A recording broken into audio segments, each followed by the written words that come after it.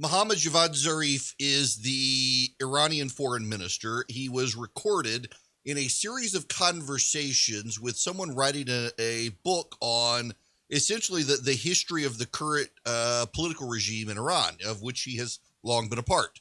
And it was a multi-hour conversation, and the recording was leaked. It appears it was leaked against the wishes of both Zarif and the author who was recording the conversation. Someone got a hold of the tapes and leaked it to an anti-Iran publication in Europe. Among other things, Zarif talks about Qasem Soleimani undermining his deal with the Obama administration. But along the way, and it's very interesting here, it's a 30-paragraph story in the New York Times. And in the 24th of 30 paragraphs, there is a single sentence. 28 paragraphs. The 24th of 28 paragraphs. There's a single sentence paragraph. Former Secretary of State John Kerry informed Zarif that Israel had attacked Iranian interests in Syria at least 200 times, to his astonishment, Mr. Zarif said. What's very interesting is the Washington Post ran the story and did not even mention the John Kerry leaks.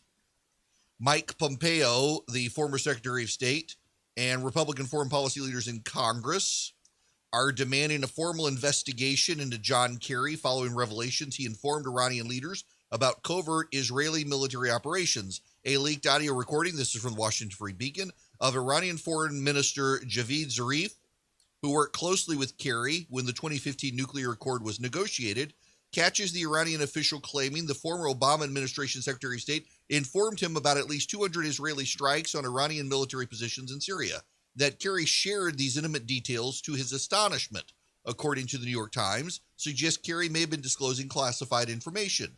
It would also represent a stunning betrayal of America's closest Middle East ally.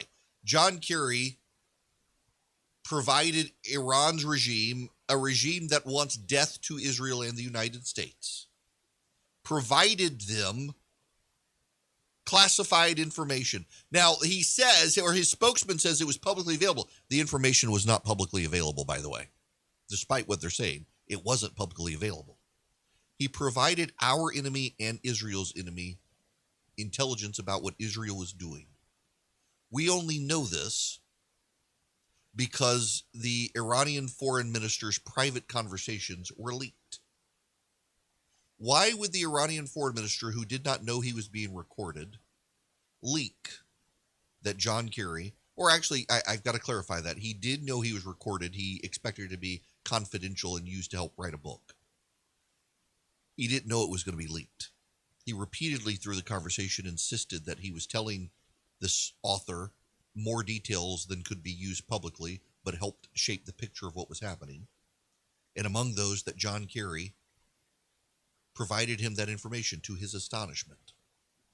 John Kerry needs to resign.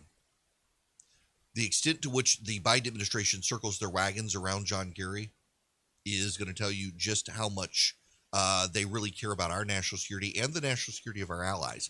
If John Kerry is still involved in this administration by the end of this week, it is a big signal to the rest of the world that you can't trust this administration with its secrets.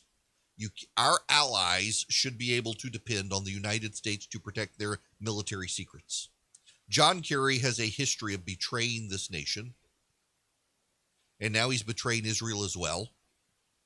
All because John Kerry thinks John Kerry knows what's best. By the way, John Kerry, you will recall, is the man who said there would never be a separate peace with Israel and other Middle Eastern allies. And when the Trump administration announced it was working on it, John Kerry was one of the first people out of the gate to say, impossible! Inconceivable. It's not going to happen.